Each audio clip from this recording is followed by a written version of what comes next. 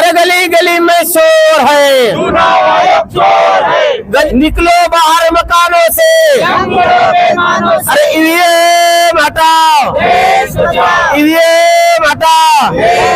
अरे जो केंद्रीय चुनाव आयोग है दिल्ली में, वहां पर उस केंद्रीय चुनाव आयोग पर पहली बार भारत में ये ऐतिहासिक मोर्चा है कि पहली बार किसी को चुनाव आयोग के कार्यालय पर आप अच्छा काम नहीं कर रहे हो, इसके अंदर घोटाला हो रहा है, एमआईएम का खासदार आए, वो उनका पॉलिटिक्स हो सकता है भाई।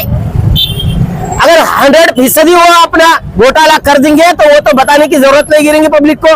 हो सकता है ऐसा कि यहाँ पर ईवीएम मशीन काम नहीं कर पाई, या यहाँ के जो कार्यकर्ता है वो सतर्क थे, जागरूक थे, यहाँ के उस टाइम के जो कार्यकर्ता, नेता और अधिकारी थे वो ईमानदार हो, उसके वजह से जलील साहब चुनकर आए हो। अगर लोकशाही को जिंदा रखना है तो ईवीएम को हटाकर जिस तरह से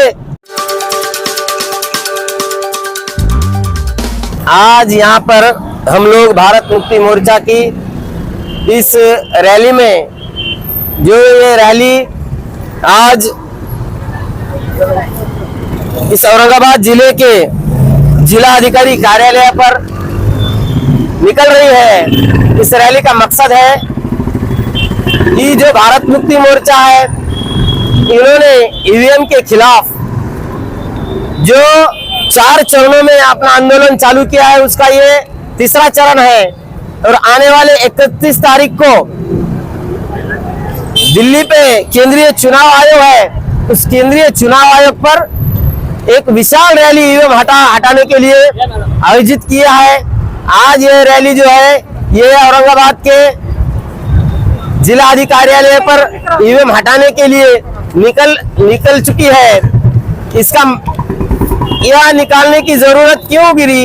क्योंकि जब माननीय वामन मेश्राम साहब भारत मुक्ति मोर्चा के राष्ट्रीय अध्यक्ष है, उन्होंने 24 अप्रैल 2017 को चुनाव आयोग के खिलाफ सुप्रीम कोर्ट ने एक आदेश निकाला और उस आदेश में लिखा था कि भाई यह जो मशीन है इसके अंदर घोटाला हो सकता है।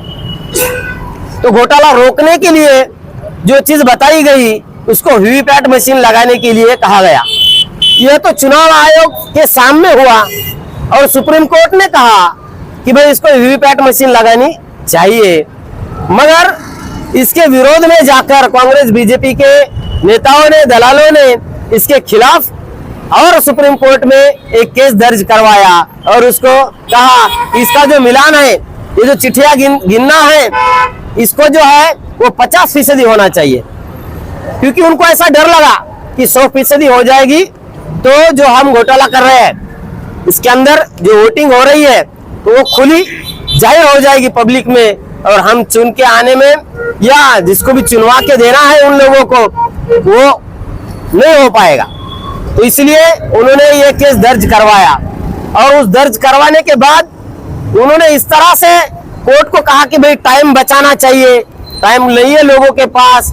अलग अलग तरह से वो जो दलीलें पेश की गई, उस दलीलों से बाद में सुप्रीम कोर्ट ने यह बताया कि भाई इसके अंदर उन्होंने 50% की मांग की थी। देखिए जो मांगा गया है वो तो दिया नहीं गया, लेकिन उसके आगे जाके जो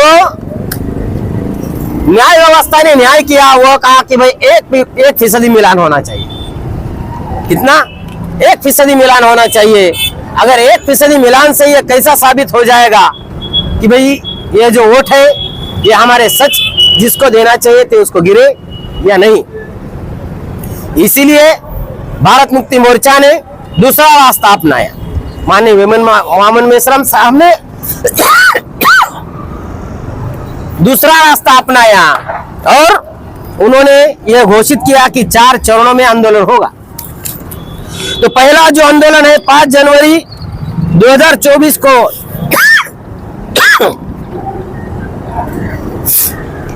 567 जिलों में यह आंदोलन जिला अधिकारी कार्यालय पर ज्ञापन देने का हुआ। उसके बाद में 10 जनवरी 2024 को फिर 567 जिलों में जिला अधिकारी कार्यालय पर धरना हुआ।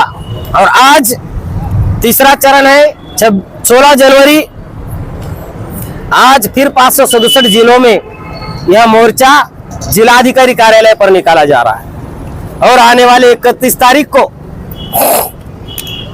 जो केंद्रीय चुनाव आयोग है दिल्ली में, वहां पर उस केंद्रीय चुनाव आयोग पर पहली बार भारत में यह ऐतिहासिक मोर्चा है कि पहली बार किसी को चुनाव आयोग के कार्यालय पर आप अच्छा काम नहीं कर रहे हो, इसके अंदर घोटाला हो रहा है, ये लोकशाही में हुकुमशाही चल रही है, ये बताने के लिए ये बहुत खेदजनक बात है। इस देश में चुनाव आयोग को, सुप्रीम कोर्ट को और ये पब्लिक को भी बताना पड़ रहा है। उन्हें पता है मगर कोई लड़ने वाला नहीं है, कोई बताने वाला नहीं है। क्यों नहीं है? क्योंकि किसी के पीछे ईडी लग जाती है, तो किसी के पीछे कुछ लगाया जाता है। तो इसलिए जो राजकीय लोग हैं वो तो अपने वीडियो दे देते हैं कि भाई ईवीएम में घोटाला हुआ है, इसकी वजह से हम गिरे हैं वगैरह वगैरह। बहुत से राजकीय नेताओं ने जो है अपने वीडियो जाहिर किए, सभाएं ली, सभाओं में कहा भी, लेकिन जिस तरह से उन्होंने इसके खिलाफ आवाज उठानी चाहिए थी वो नहीं उठाए। इसलिए माननीय वामन मेश्राम साहब जो पॉलिटिक्स के अंदर हस्तक्षेप नहीं करते, वो पॉलिटिक्स में नहीं है, फिर भी देश को बचाने के लिए और लोकशाही बचाने के लिए वो रास्ते पर आ चुके हैं। तो सभी लोगों ने उनका साथ सहयोग देना चाहिए। इसी आशा और विश्वास के साथ मैं अपनी बात यही खत्म करता हूँ। मेरा नाम औरंगाबाद से अभी 41 लोगों का रिजर्वेशन हो चुका है और अलग अलग तरह से लोग जा रहे हैं, अलग अलग अपनी गाड़ियां करके, अलग अलग रास्तों से। क्योंकि आने वाले समय में लोगों को मैं ये भी बताना चाहता हूँ कि आने वाले समय में सरकार जो है, ये सरकार बहुत सी गाड़ियां कैंसिल कर देगी, रेलवे भी कैंसिल कर देगी। तो हमने ये ठहराया है कि हम यहाँ से अपनी अपनी गाड़ियों से भी जाएंगे, अलग अलग रास्तों से भी जाएंगे। ऐसा हुआ है हमारे साथ। ये सरकार हमेशा धोखेबाजी करती है, आम जनता के साथ भी धोखेबाजी करती है। हाँ, तो अगर आपका वोट जिसको देना चाहिए उसको जा रहा है या नहीं आपको पता नहीं, आप गारंटी से बोल सकते हो कि मैंने जो वोट दिया है, जिस कैंडिडेट को दिया है उसी कैंडिडेट को गया है। ऐसा अगर आप गारंटी से नहीं कह सकते हो तो इसका मतलब चोर है ना। कोई भी इंसान आकर ऐसा छाती ठोक कर नहीं बोल सकता कि भाई मैंने जो वोट दिया है वो सच उसी को गया है, यह मैं सिद्ध कर सकता हूँ। आम जनता में जागरूकता क्यों नहीं आती? आम जनता में जागरूकता लाने के लिए जो कार्यकर्ता इसके खिलाफ काम कर रहे हैं, वो कार्यकर्ता अपनी तरफ से अच्छी तरह से काम कर रहे हैं, लेकिन जनता डर रही है। क्योंकि बड़ी बड़ी नेताओं से, बड़ी बड़ी आमदारों के, बड़े बड़े खासदारों के, बड़े बड़े मंत्रियों के पीछे इन लोगों ने ईडी लगाया है, जेल में भेजा है। अगर ये इतने ईमानदार है और इनके लोग एक भी बेईमान नहीं है, ऐसा अगर है तो इस देश का तो बहुत बड़ा जापान से ज्यादा विकास होना चाहिए था। अगर ये सच है कि वो ईडी उनके पीछे लगा रहे हैं कि जिन्होंने गुनाह किया है, तो क्या इनके अंदर, इनके पक्ष के अंदर, इनके नेताओं के अंदर, इनके कार्यकर्ताओं के अंदर अभी तक ईडी से कोई जेल में क्यों नहीं गया? चुनाव आयोग ईवीएम का प्रचार कर रहे हैं, तो वो चुनाव आयोग उनके ही अंदर में काम कर रहा है, इसीलिए तो चोरी हो रही है। देखिए, चुनाव आयोग अगर अपना स्वायत्तता से काम करता तो क्या चुनाव आयोग को जरूरत है इसका अट्टहास करने की? भाई ये होना ही चाहिए।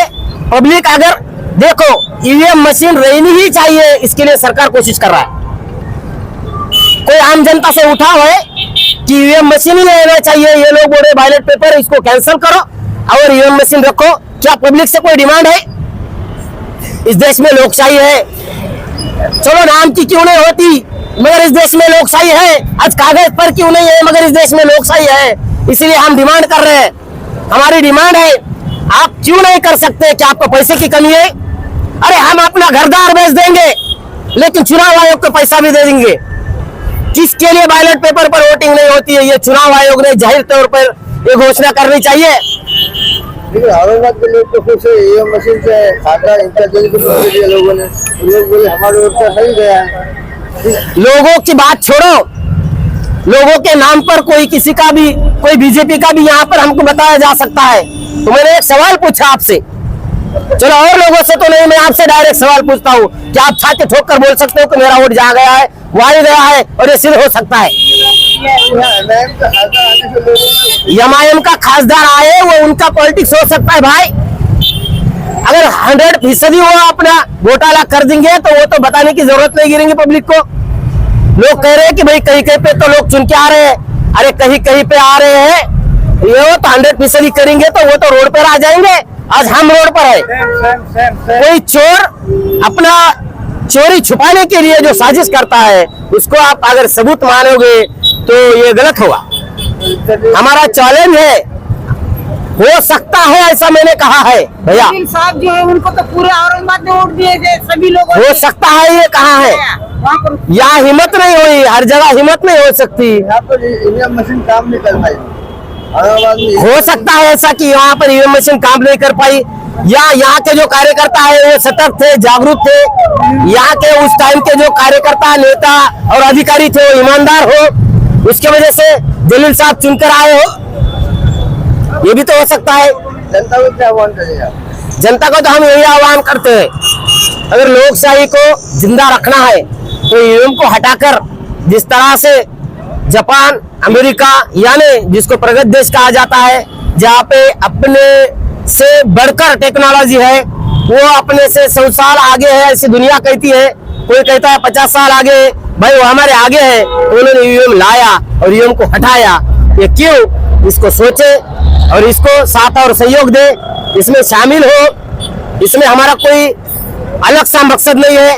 इस देश को बचाने के लिए हम आज रोड पर है और हम रोड पर रहेंगे जब तक देश में शांति और अमन ना रहे और चुनाव आयोग इसको ना बदले, जब तक पारदर्शिता से ये चुनाव ना हो तब तक हम रोड पर रहेंगे। चुनाव आयोग जगह जगह पर कैंप लेकर लोगों के नाम ले रहे हैं, हस्ताक्षर ले रहे हैं, जिनका समर्थन हमें मिल रहा है।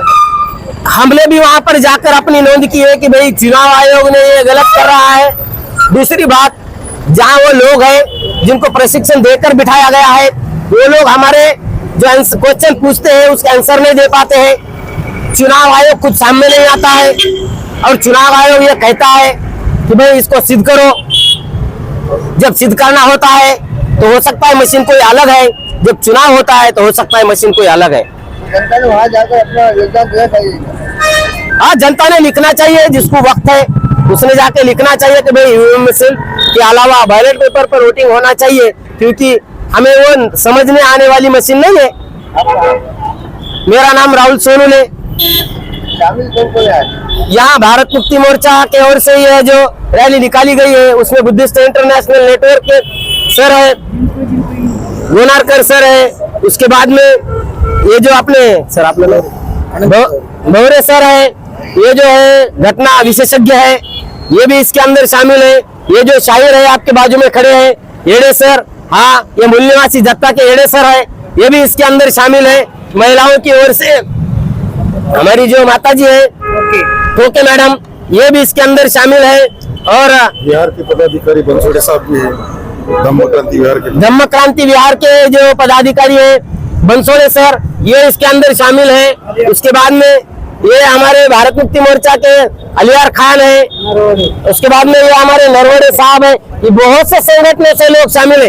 ये देखो यहाँ जो पिछड़ा वर्ग है, ये पिछड़ा वर्ग की ओर से भी बहुत से कार्यकर्ता यहाँ पर शामिल है, ओबीसी की ओर से भी कार्यकर्ता यहाँ पर शामिल है, और ये कामगार कोई नेताओं की ओर से भी हमारे विष्णु सर इसके अंदर शामिल है। ये मैडम जी शामिल है। देखिए यहाँ पर बहुजन मुक्ति पार्टी की मीडिया प्रभारी मैडम आ चुके हैं, तो ये भी यहाँ पर इसके लिए इनकी ओर से भी शामिल है। उसके बाद में लघु पंचांग सर, ये पेंशनर है, ये पेंशनर संघ की ओर से हमारे लघु पंचांग सर शामिल है। काफी लोग आ रहे हैं और अभी भी लोग आ रहे हैं, कारवां आगे बढ़ रहा है।